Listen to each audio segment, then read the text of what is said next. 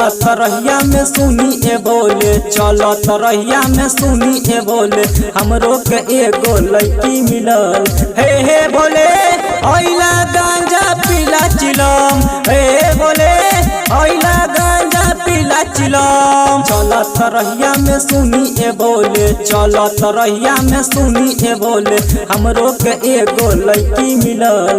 हे बोले आइला गांजा पीला चिलम, हे बोले आइला गांजा पीला चिलम।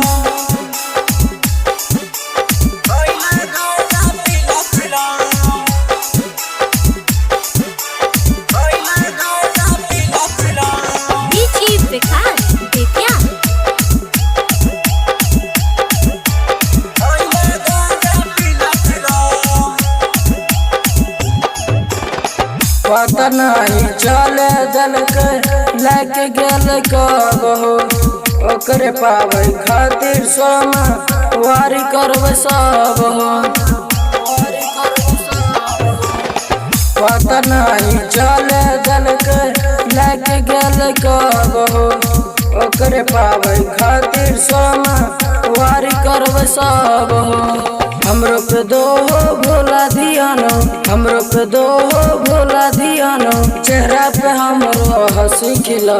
हे बोले आइला गांजा पीला चिलम, हे बोले आइला गांजा पीला चिलम।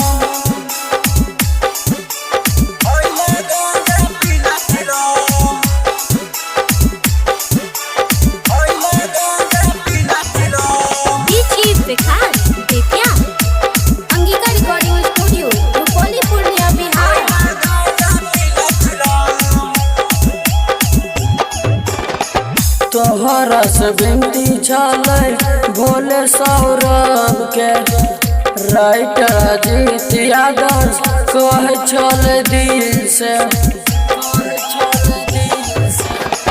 तोहरा से विनती छलै भोले सौरभ के, राइटर अजीत यादव कहे छलै दिल से।